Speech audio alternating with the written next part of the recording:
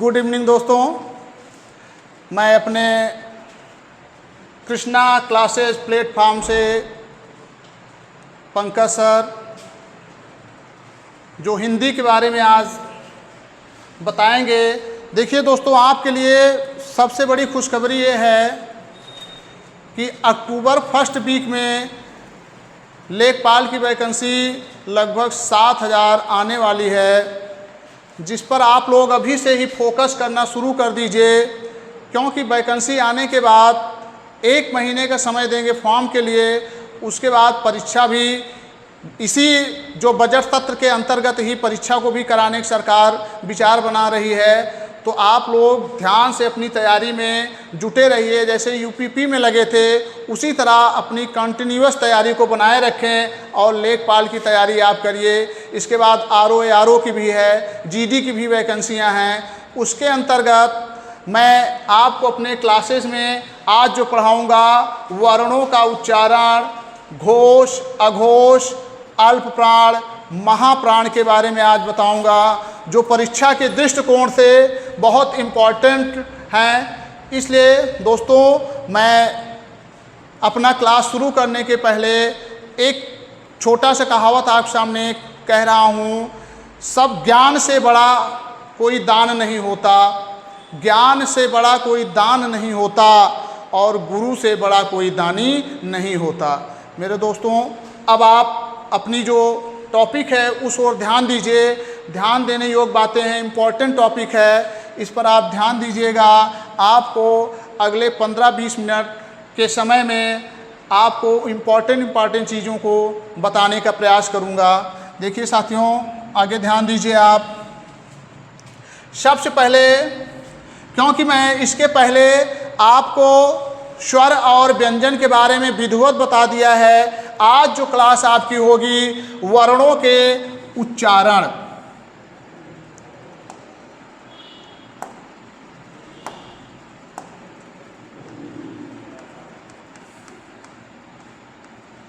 वर्णों का उच्चारण। वर्ण मैंने बताया ही था कि 52 वर्ण हैं। अब उनके उच्चारण स्थान क्या हैं? सबके उच्चारण स्थान वर्णों के अलग अलग होते हैं। इस पर हम आपको ध्यान देने की बातें हैं। देखिए बच्चों, वर्णों के उच्चारण में सबसे पहले आप एक साइड लिख लीजिए उच्चारण स्थान, और एक तरफ लिख लीजिए वर्ण।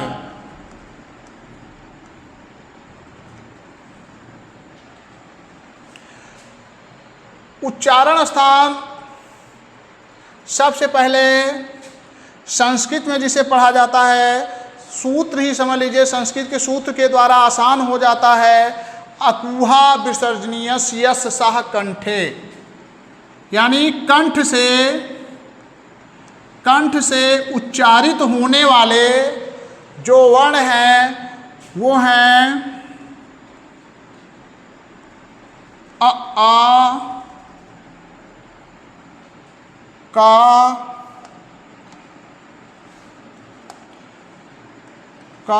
खा, गा, घा, अंगा। उसके बाद हा और विसर्ग, ये विसर्ग लिख दे रहे हैं बगल में। इनका उच्चारण स्थान कंठ से होता है। और देखते हैं, अगर आप सोचें इनको तालु से, जिह्वा से अगर इनका उच्चारण कर भी लेते हैं तो वो गलत होगा। इनका उच्चारण हमें आपको केवल किससे करना चाहिए? कंठ से। जैसे अ, आ, का, खा, गा, घा, अंगा। ये हम आपको जब भी इसका उच्चारण करें तो उसको कंठ से ही बोलें, यही हमें व्याकरण बताता है। फिर उसके बाद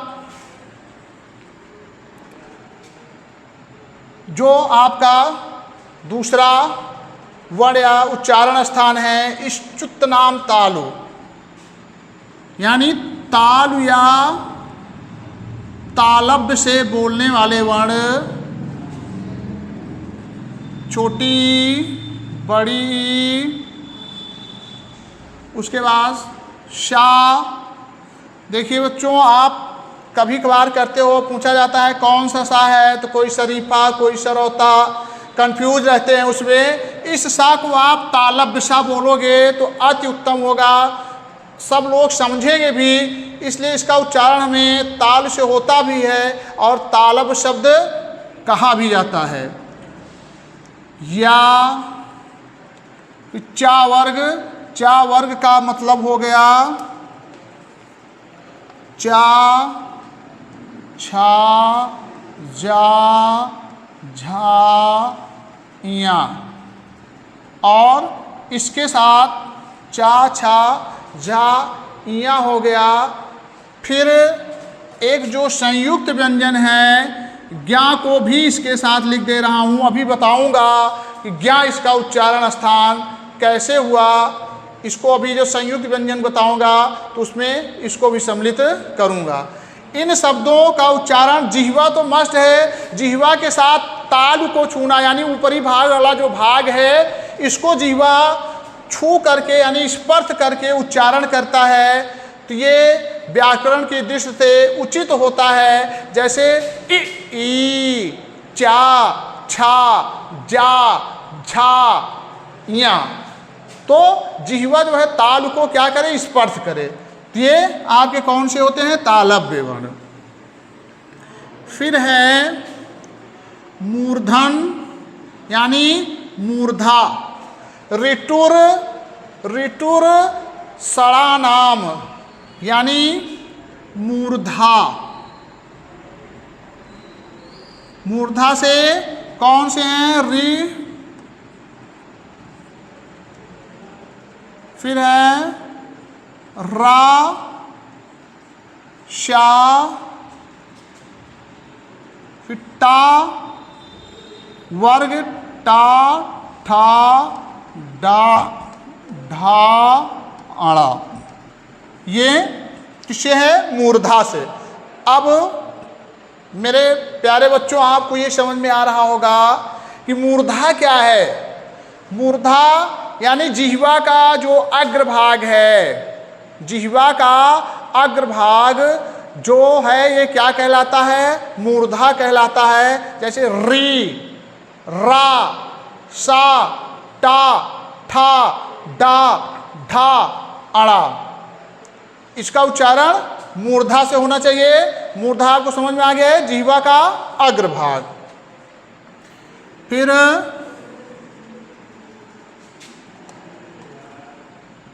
आगे हैं लृत लसा नाम, दंत यानी दंत। कौन कौन, लृ,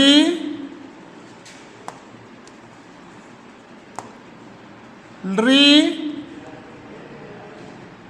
ला, ये शा। आपको ये शा तालव्य शा था और ये दंत सा, इसको क्या बोलोगे, दंत सा। ली, ला, शा, फिर उसके बाद ता वर्ग यानी ता, था, दा, धा, ना। इनका उच्चारण स्थान क्या है, दंत से, यानी ली, ला, सा, ता, था, दा, धा, ना। दंत में अगर दंत से हवा पास हुई तो ये शुद्ध उच्चरित नहीं हो सकते हैं। फिर है उपोष्ठः यानी ओष्ठ। ओष्ठ से बोले जाने वाले वर्ण कौन हैं, ऊ,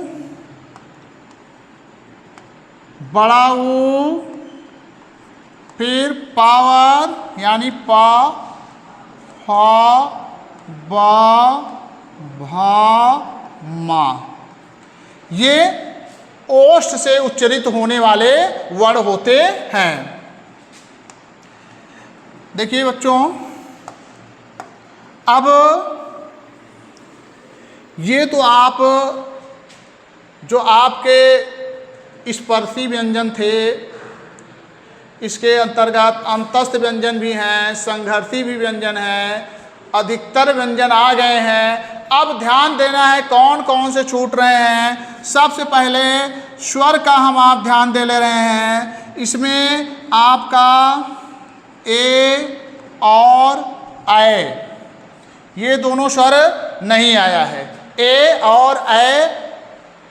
अब देखिए आपको बताए थे कि संयुक्त व्यंजन भी होता है और संयुक्त स्वर भी होता है। पिछले वीडियो में हमारे स्वर वाले में देखोगे तो उसमें बताए थे कि संयुक्त स्वर कौन कौन से हैं और किससे मिल करके बने हैं। तो ये क्या है, संयुक्त स्वर हैं। तो संयुक्त स्वर किससे मिल करके बने हैं, इसको वहाँ थोड़ा सा बता दे रहा हूँ। ए किससे मिल करके बना है, आ प्लस ई। क्यों बना है, ये भी चर्चाएं आपको हमारे स्वर वाले वीडियो में आप देख लीजिएगा। फिर ऐ किससे मिल करके बना है, ऐ आ प्लस ए बराबर ऐ। बस केवल इसमें बहुत कठिनाई नहीं है। अब देखो आ किससे बोला जाता है, आ कंठ से बोला जाने वाला वर्ण है। ई किससे बोला जाने वाले वर्ण है, ई तालु से है। और यही इसमें भी ए भी कंठ से और ए तालु से, यानी ए और ऐ का उच्चारण स्थान क्या होगा, कंठ तालु, कंठ तालु। ए ऐ जिससे मिलके बने हैं, यानी सीधे से ध्यान देना है, चाहे संयुक्त स्वर हो चाहे संयुक्त व्यंजन, जो जिससे मिल करके बना है वही उसका उच्चारण स्थान होता है। फिर आगे देख लिया जाए और कौन से वर्ण छूट रहे हैं। आपका है कंठ ताल हो गए। फिर उसके बाद स्वरों में, क्योंकि पहले स्वर देखा जा रहा है आ और ओ। आ ओ भी संयुक्त स्वर है। आ ओ किससे मिलके बने हैं देख लेते हैं। इसमें ये आ जो औ किए हैं, इसमें होगा ये ओ और आओ, ओ और आओ। ओ किससे मिलके बना है देख लो, आ प्लस ऊ बराबर ओ।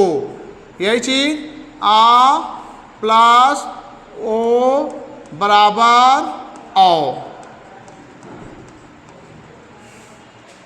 देखिए प्रिय बच्चों ध्यान दीजिए, ये भी संयुक्त स्वर होने के कारण आ का उच्चारण स्थान क्या है, कंठ है। ऊ का उच्चारण स्थान क्या है, ओष्ठ है। और यही इसका भी है, आ का उच्चारण स्थान कंठ है, ओ का क्या होगा आपका, ओष्ठ होगा। यानी इन दोनों वर्णों का उच्चारण स्थान कंठ, कंठ ओष्ठ, कंठ ओष्ठ, ये हो गया।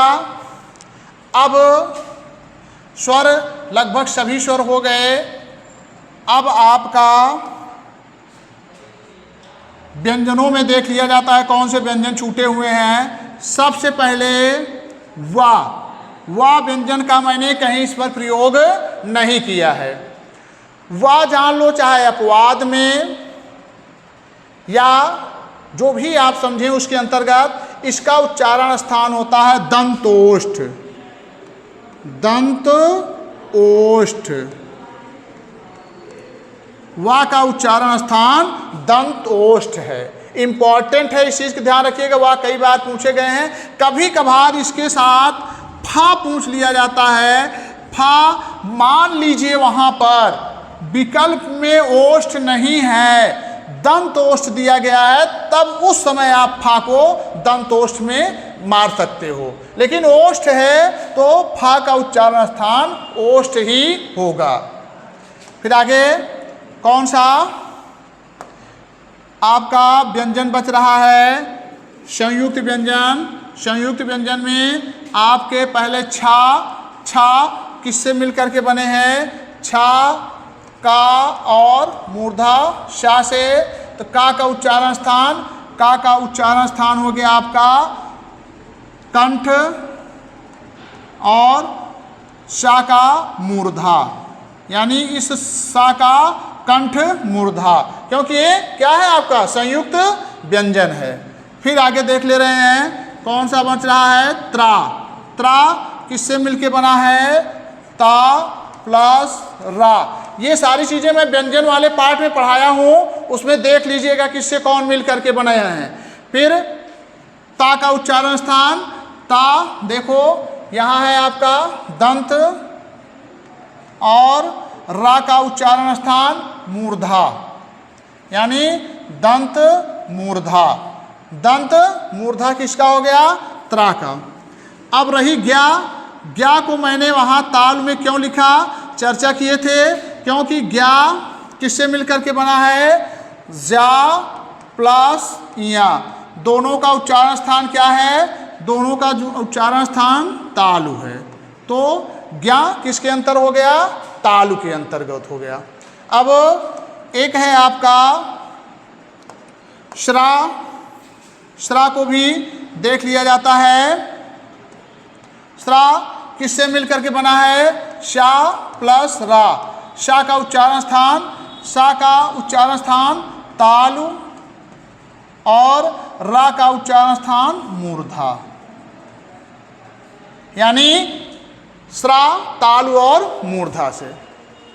मेरे समझ से दोस्तों ध्यान दीजिएगा, परीक्षा के दृष्टिकोण से ये इम्पॉर्टेंट क्वेश्चन है, इसलिए इस पर चर्चाएं किए हैं, क्योंकि आपका लेवल जीडी से भी संबंधित है, आरओ एआरओ से भी है, और लेखपाल से भी संबंधित है। तो तीनों को हमें जो है स्पेशल रूप से चलाना है, इसलिए जो क्वेश्चन आपके इम्पॉर्टेंट हैं उस पर चर्चाएं आपसे बराबर मैं करता रहता हूँ। देखिए दोस्तों,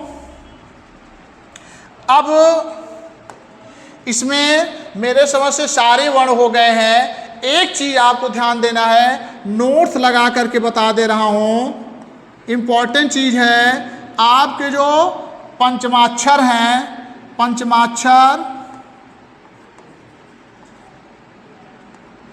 पंचमाक्षर यानी जो आपके अंगा, इया,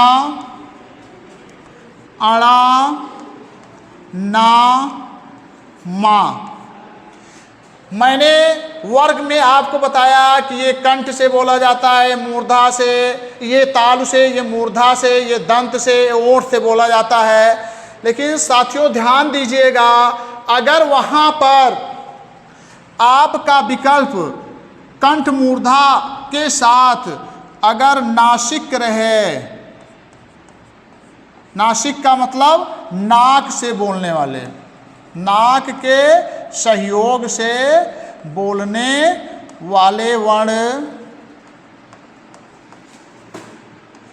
बोलने वाले वर्ण, तब वहाँ दोस्तों आप इसको नासिक वर्ण लगाइएगा। वहाँ पर फिर ना कंठ होगा, ना मूर्धा होगा, ना ये ताल होगा, ना ये दंत होगा, ना ये ओष्ठ होगा, क्योंकि ये मुख्यतः नाक के सहारे से बोले जाने वाले वर्ण होते हैं, जिसे अनुस्वार भी कहते हैं। तो इस चीज़ का विशेष रूप से ध्यान दीजिएगा, इसीलिए मैंने नोट में लिखा दिया इस चीज़ को कि अगर जैसे आपको न समझ में आया तो क्वेश्चन भी बता दे रहा हूँ। जैसे मान लीजिए अंगा का उच्चारण स्थान कंठ भी दिया है और नासिक भी दे दिया, तो आप क्या मारोगे उसमें, वहाँ पर फिर आप नासिक मारोगे। अगर नासिक नहीं है तो अपने वर्ग में बोला जाएगा, यानी वहाँ फिर कंठ ही सही होगा। मेरे समझ से दोस्तों ये उच्चारण स्थान आपको बहुत अच्छे से समझ में आ गया होगा, इसमें देख लीजिएगा इसको। अब आगे आपको प्रयत्न के आधार पर आपके व्यंजनों के उच्चारण के बारे में पढ़ाएंगे, जो इम्पोर्टेंट वो भी है। इस टॉपिक को आगे बढ़ा रहा हूँ। देखिए, प्रयत्न के आधार पर सबसे पहले आपको स्वर तंत्रियों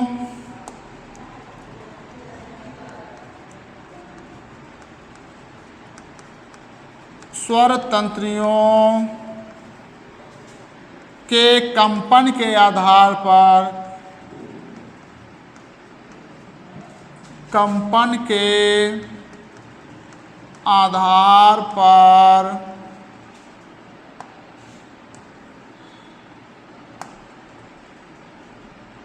व्यंजनों का उच्चारण स्थान।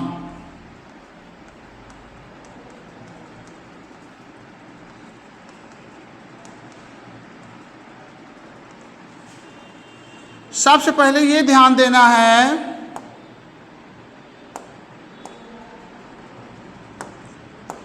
क्या देना है कि स्वर तंत्रियां होती क्या हैं।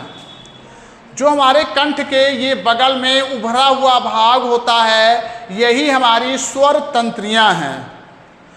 इसमें जब कोई व्यंजन ऐसे होते हैं कि उसका उच्चारण करते हो तो स्वर तंत्रियां पूरा खुल जाती हैं, कुछ व्यंजन ऐसे होते हैं उनका उच्चारण करते हो तो वो स्वर तंत्रियां कम खुलती हैं। तो उसको आप स्वर तंत्री समझ गए। इसके आधार पर, स्वर तंत्रियों के आधार पर व्यंजनों को दो भागों में बांटा गया है। कौन कौन से हैं और देखते हैं। पहला है आपका घोष, या इसी को एक नाम से और जाना जाता है सघोष व्यंजन भी कहते हैं। और जो दूसरा आपका इम्पोर्टेंट जो अघोष व्यंजन।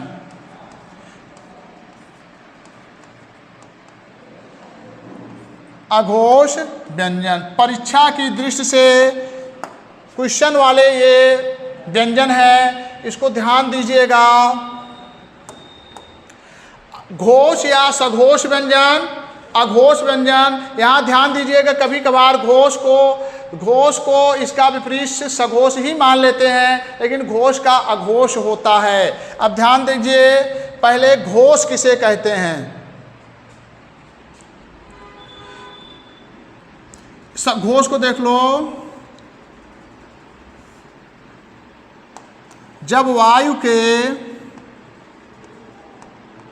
जब परिभाषा इसका थोड़ा सा कर दे रहा हूं। जब वायु के अवरोध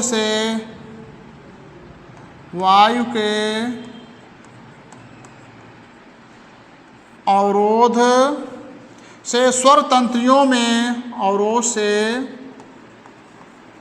स्वर तंत्रियों में कंपन हो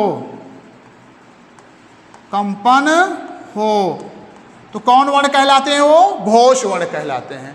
यानी जब वायु के अवरोध से स्वर तंत्रियों में क्या हो, कंपन हो। अब कैसे कंपन होगा चर्चा कर रहा हूं। देखिए, पहले कौन कौन से व्यंजन होते हैं, ये आपके व्यंजन जो हैं इनको देख लीजिए। गा, घा, अंगा, जा, झा, इया। फिर है डा, ढा, अड़ा। फिर दा, धा, ना,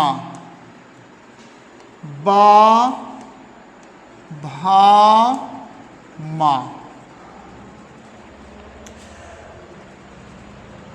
देखिए मेरे प्यारे बच्चों, ये आपके कौन से व्यंजन गा। अब ये आपके मन में पहले दूर कर दूं, स्वर तंत्रियां कंपन होने की बात है। यहाँ आप जो उभरा हुआ भाग है इस पे आराम से पुश करिएगा दोस्तों, नहीं कहीं आप तेजी से पुश किए तो फिर समझ रहे हो क्या होगा। आराम से पुश करिए, उसके बाद इनका उच्चारण करिए। गा, झंकार हो रहा है कि नहीं, घा, अंगा, आप अघोष वर्ण से ज़्यादा इसमें झंकार होगा, जैसे है जा, झा, इया, डा, ढा, अड़ा, दा, धा, ना, बा, भा, मा, इसमें झंकार अधिक हो रहा है। इसीलिए जब वायु के अवरोध से स्वर तंत्रियों में कंपन हो, तो स्वर तंत्रियां मैंने बताया, तो इसमें स्वर तंत्रियों में इन वर्णों का उच्चारण करते समय कंपन होता है, तो ये क्या कहलाते हैं आपके घोष वर्ण। और देख लीजिए अंतस्थ व्यंजन, और घोष में क्या आता है अंतस्थ व्यंजन। अंतस्थ व्यंजन कितने हैं? 4 होते हैं। कौन कौन? या, रा, ला और वा। एक चीज ध्यान दीजिएगा कि इसमें जो आपके संघर्षी व्यंजन है यानी ऊष् व्यंजन है, उसका जो उसकी संख्या 4 होती है, तो उसमें जो हा वर्ण है, कौन सा? नोट देख लीजिए, स्पेशल इस चीज को लिख दे रहा हूं यहाँ, नोट में आप लगा लो, यानी हा वर्ण। हा वर्ण जो है ये घोष वर्ण है। कई बार परीक्षा जो अपवादित क्वेश्चन होते हैं, परीक्षक उसी को रखता है, क्योंकि अगर बच्चे रटे हुए रहते हैं तो गलतियां कर जाते हैं। तो हा वर्ण जो है, हा वर्ण क्या है? ये हा वर्ण घोष वर्ण है। भले ही बाकी आप जो ऊष्म व्यंजन पढ़ोगे उसमें तीनों अघोष रहेंगे, लेकिन हा जो है वो क्या है? घोष वर्ण है। इस चीज का आप ध्यान दीजिएगा। फिर आपके ये तो व्यंजन हो गए। एक चीज इसमें नोट में और लगा लीजिए, नोट में लगा लीजिए। पहला नोट था, इसमें दूसरा नोट था, आपको ये बताना चाहता हूं, क्योंकि कभी कभार क्वेश्चन भले ही व्यंजन आप पढ़ रहे हो, कभी कभार एग्जामिनर जो होता है वो घुमा के पूछ लेता है कि स्वर जो है घोष है या अघोष है। तो स्वर जो है यानी सभी स्वर,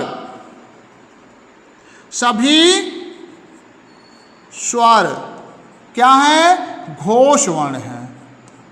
सभी स्वर घोष वर्ण हैं। इस चीज के ध्यान दीजिएगा कि जो भी स्वर है सारे स्वर घोष होते हैं।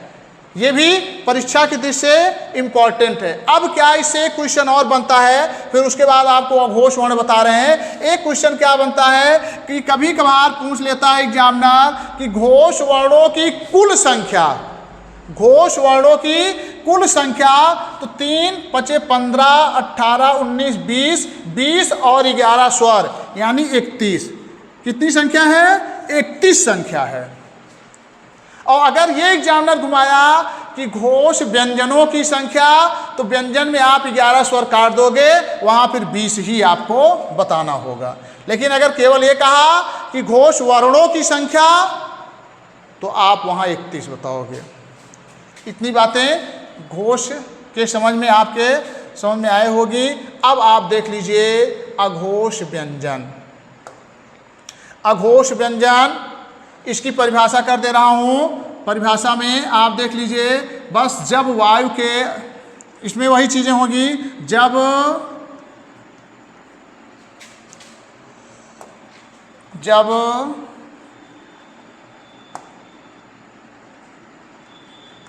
स्वर तंत्रियां,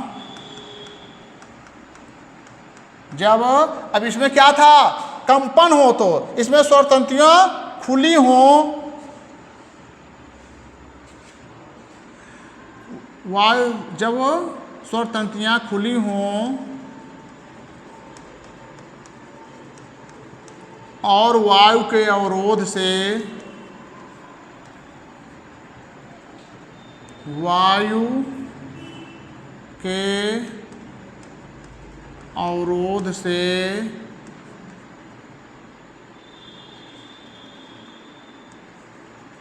जब स्वर तंत्रियां खुली हों और वायु के अवरोध से, अवरोध के बाहर निकले, अवरोध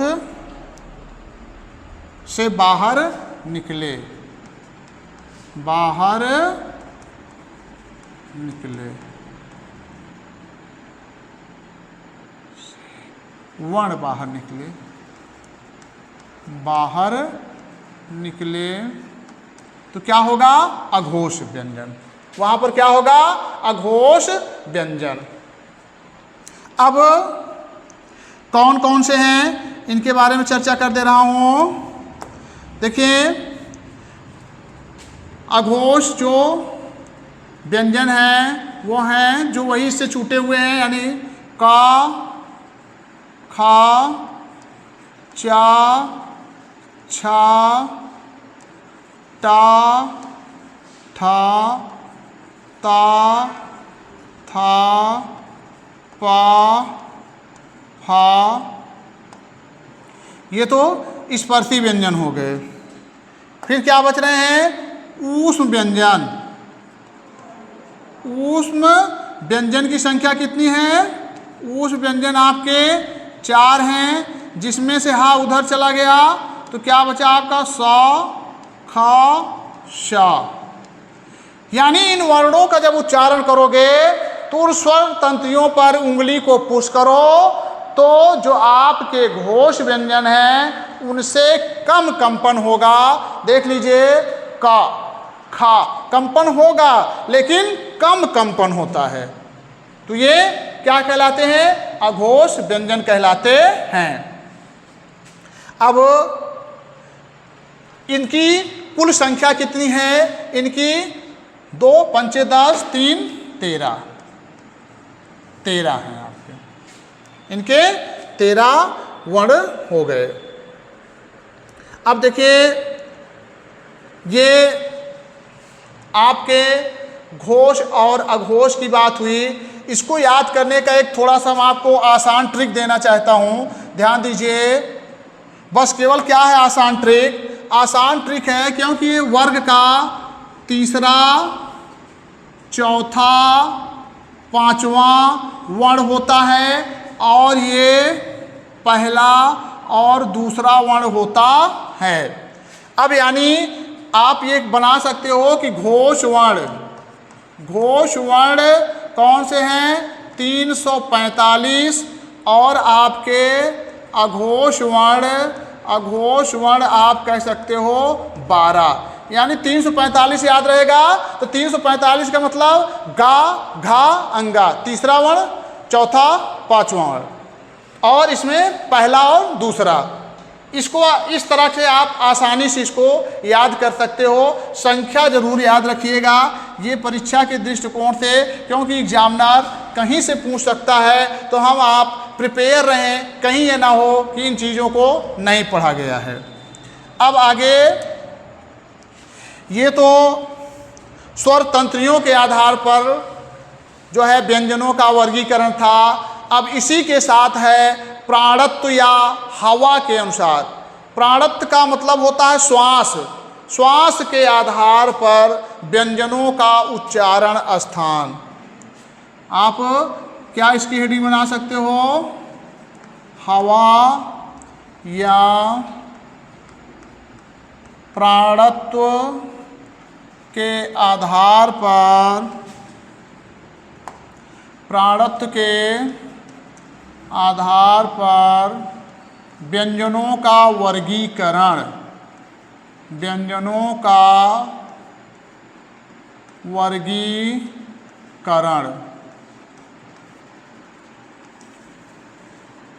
अब हवा या प्राणत्व के आधार पर व्यंजनों का वर्गीकरण कितने भागों में किया गया है? ये भी 2 भागों में।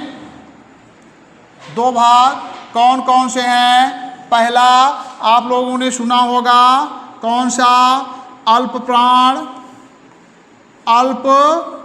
प्राण और दूसरा जो है वो है महाप्राण। दूसरा महाप्राण है। अब अल्प प्राण, देखिए बच्चों, अल्प प्राण, अल्प का मतलब होता है थोड़ा, प्राण का अर्थ होता है हवा, यानी जहाँ पर कम हवा यानी कम श्वास की आवश्यकता हो। जिन व्यंजनों का उच्चारण करते समय कम श्वास की आवश्यकता हो, वहाँ क्या होता है? अल्प प्राण। अल्प का मतलब थोड़ा, प्राण का मतलब श्वास, यानी जिन व्यंजनों का जब उच्चारण करेंगे और कम श्वास की आवश्यकता होगी, ऐसे व्यंजन अल्प प्राण कहलाते हैं। अब कौन कौन से हैं इनकी परिभाषा नहीं दूंगा, क्योंकि इनके शब्दों से ही क्लियर हो जा रहा है, इसलिए परिभाषा बहुत आवश्यकता नहीं है। अब आप अल्प प्राण कौन कौन से हैं देख लीजिए।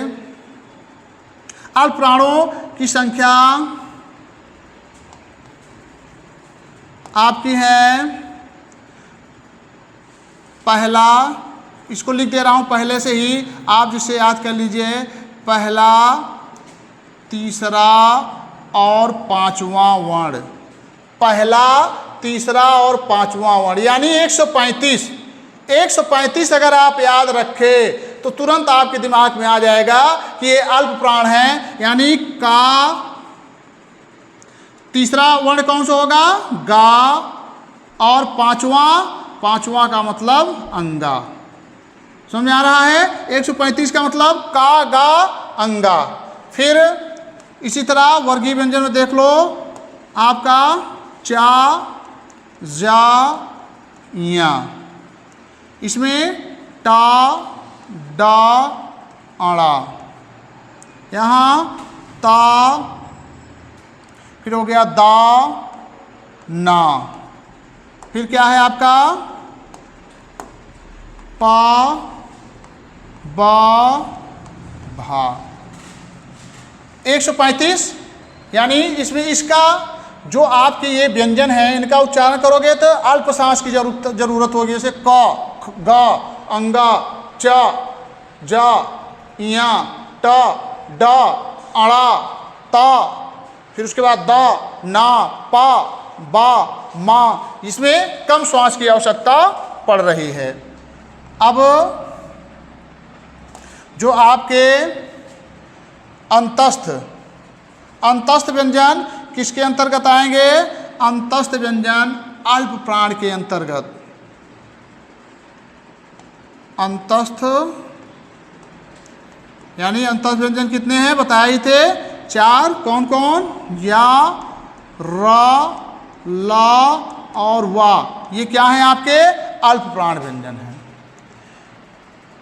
देखिए बच्चों, इस पर ध्यान देना है आपको कि जो आप उसमें अघोष को हा जो था सघोष में किए थे, इसमें इसकी ज़रूरत नहीं है, वो अपने स्थान पर ही रहेगा।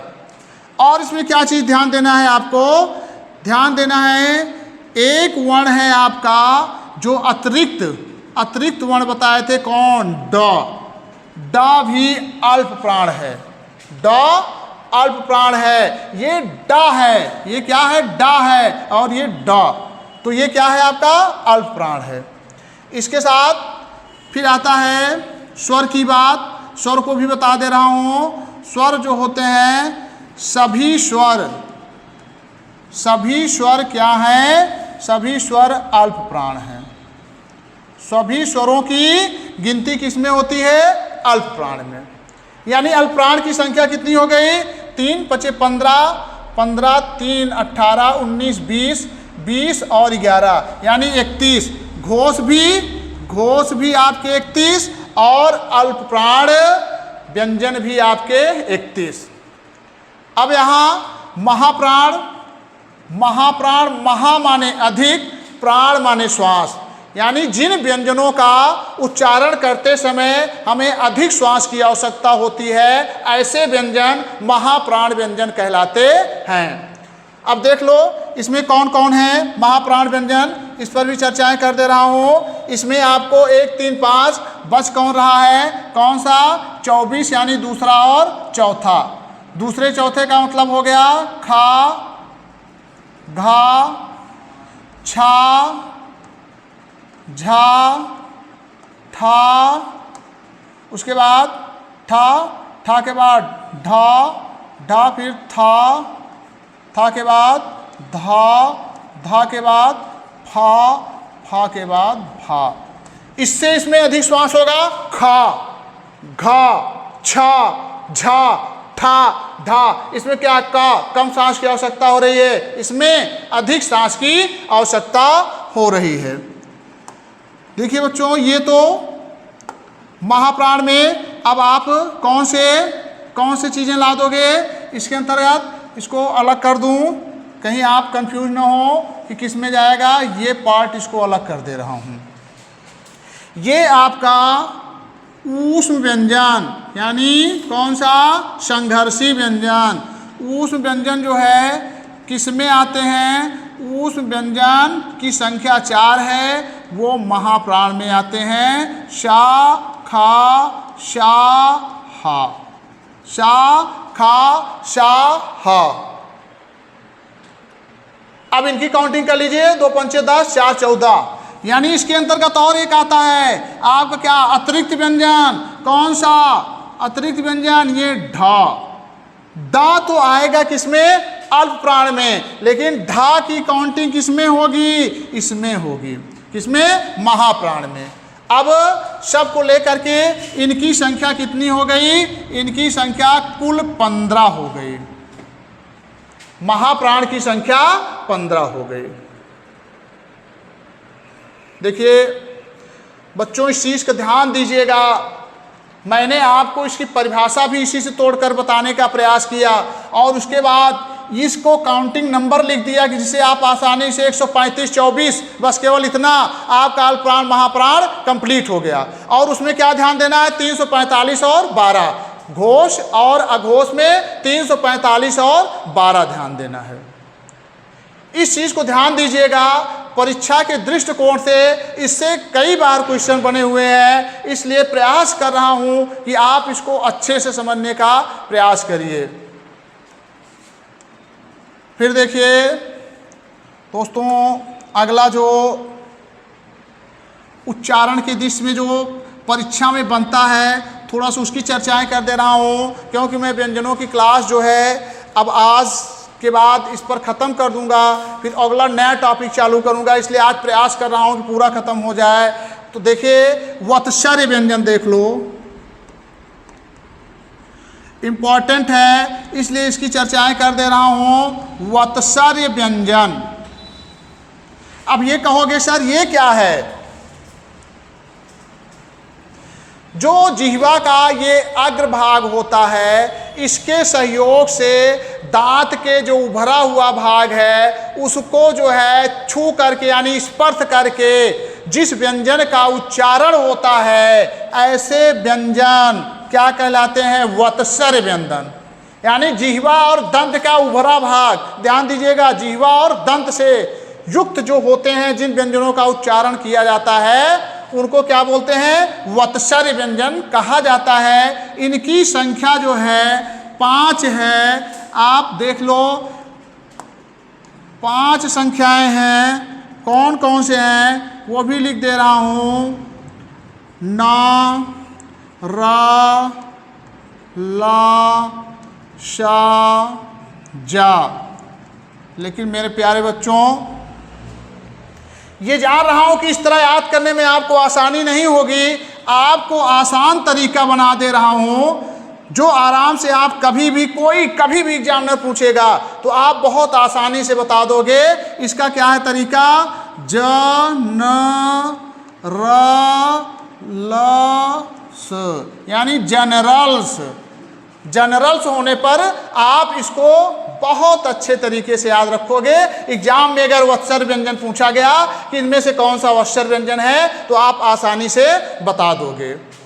ठीक है दोस्तों, वत्सर्य व्यंजन मेरे समझ से बहुत आप आसानी से समझ गए हैं। इसके बाद आपको थोड़ा समय, केवल 10 मिनट समय और लेना चाहता हूँ। बस केवल 10 मिनट में अपनी क्लास को एंड करूँगा। आपका एक है जो इम्पॉर्टेंट चीज़ें हैं, इम्पॉर्टेंट है, इसके लिए फोकस करना चाहता हूँ। क्या है वो, कभी कभार व्यंजन ध्वनियाँ हैं, इसके अंतर्गत व्यंजन ध्वनियों को 3 भागों में बांटा गया है। इम्पॉर्टेंट टॉपिक है, इस चीज़ को भी ध्यान देख लीजिए। पहला कौन सा है, पहला है द्वित्व व्यंजन। पहला द्वित्व व्यंजन। फिर द्वितीय व्यंजन को ही युग्मक ध्वनियाँ कहते हैं। द्वितीय व्यंजन को ही युग्मक ध्वनियाँ कहते हैं। फिर है आपका संयुक्त ध्वनियाँ। दूसरा कौन सा है? दूसरा है, कलर बदल कर लिख दे रहा हूँ, संयुक्त ध्वनियाँ। और तीसरा जो है आपका वो है संपृक्त ध्वनियाँ। तीसरा कौन सा है? तीसरा है संपृक्त ध्वनियाँ।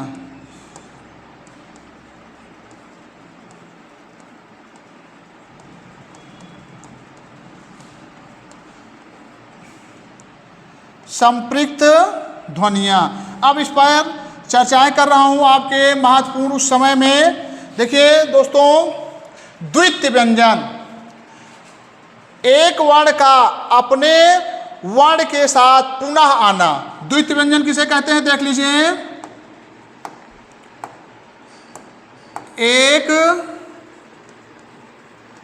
वर्ण का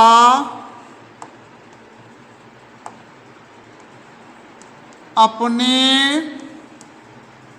व्यंजन के साथ पुनः आना, यानी दोबारा आना।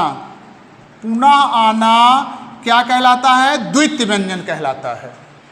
जैसे जैसे उदाहरण दे रहा हूँ आपका, कच्चा, पक्का,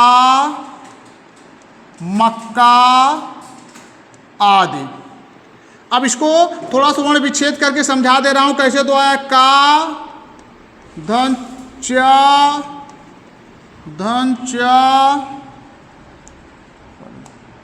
फिर से इसको देख लीजिए, का, धन, इसका स्वर निकला आ, प्लस आधा चा, प्लस पूरा चा, प्लस आ। क्या हो गया आपका? कच्चा। अब क्या है? परिभाषा बता रहा है कि एक वर्ण का अपने व्यंजन के साथ पुनः आना, यानी अपने ही वर्ण के साथ पुनः आना क्या कहलाता है? आपको चाहे व्यंजन कह दीजिए या वर्ण ही कह दीजिए, यहाँ मान लीजिए आप कंफ्यूज होंगे। एक वर्ण का अपने वर्ण के साथ पुनः आना क्या होता है? द्वितीय व्यंजन। अब देखो, चा, चा, दोबारा आ रहा है ना, चा, चा, ये क्या हो गया आपका? द्वितीय व्यंजन होता है। अगर इस तरह पूछा गया कि पक्का, कच्चा, मक्का रख दिया गया, किस व्यंजन ध्वनियों के अंतर्गत आएगी? तो द्वितीय व्यंजन युग्मक माने जोड़ा होता है। युग्म यानी जोड़ा, यानी अपने ही से वर्णों का जोड़ा जो होगा वही युग्मक होगा। तो ये कौन से हैं? ऐसे अगर आपको वह शब्द लिखे मिलते हैं तो वहाँ आप क्या मारोगे? द्वितीय व्यंजन मारोगे। देखिए बच्चों, अब इम्पॉर्टेंट चीज़ ध्यान दीजिएगा। अगर आप अपनी नज़र को हटाएं, अपने दिमाग को इधर उधर बांटे, तो ये चीज़ें समझ में नहीं आएंगी। अब आपका क्या है? संयुक्त ध्वनियाँ। संयुक्त ध्वनि की परिभाषा लिखो। जब दो या दो से अधिक, लिख दे रहा हूँ यहीं ऊपर करके, संयुक्त ध्वनि की परिभाषा कर दे रहा हूँ।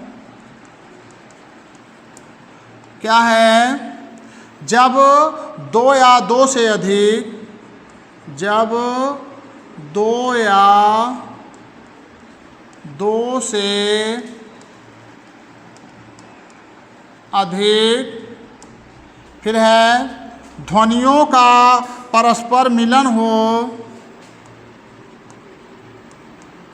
ध्वनियों का परस्पर मिलन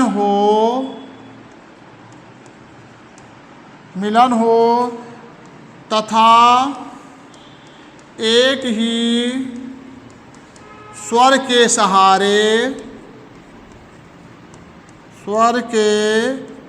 सहारे उनका उच्चारण हो। एक ही, फिर देख लो, कट गया संभवता। जब दो या दो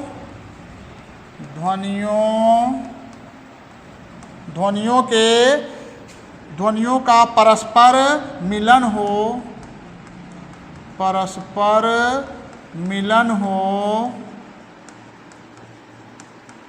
और दोनों एक ही स्वर के सहारे उच्चारण हो तथा दोनों का एक ही स्वर के सहारे उच्चारण हो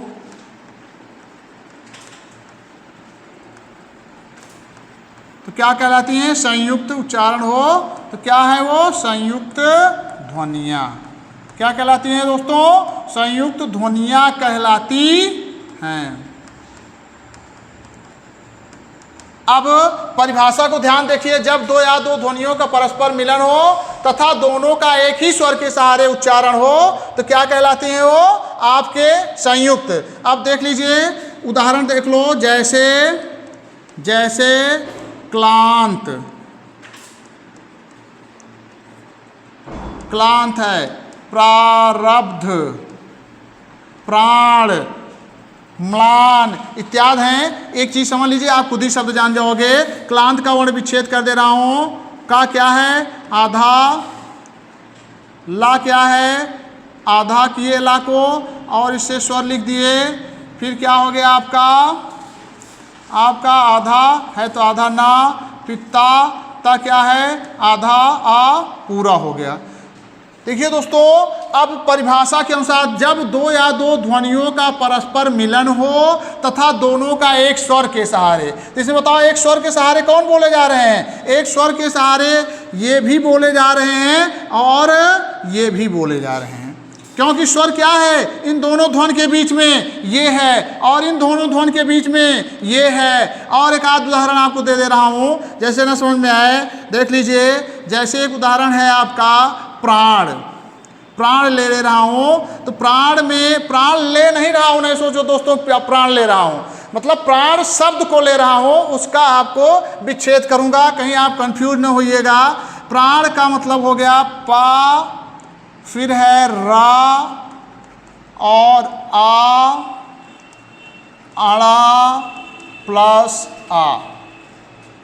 अब यहाँ पा और रा का उच्चारण किस स्वर के अंतर्गत हो रहा है? आ। क्या कहा जा रहा है? एक ही स्वर के सहारे उच्चारण हो। तो एक के स्वर के सहारे इनके दोनों जने का उच्चारण होता है तो क्या कहलाए? ये कहलाएगा आपका संयुक्त ध्वनियाँ। अब अगला देख लीजिए, आपका है संपृक्त ध्वनियाँ। कौन सी ध्वनि है? संपृक्त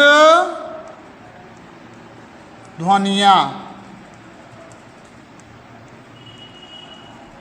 संपृक्त ध्वनियाँ, इसकी परिभाषा कर लीजिए।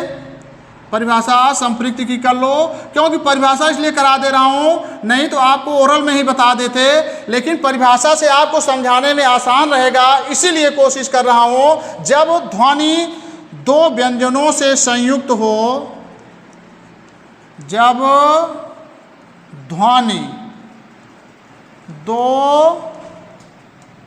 व्यंजनों से संयुक्त हो,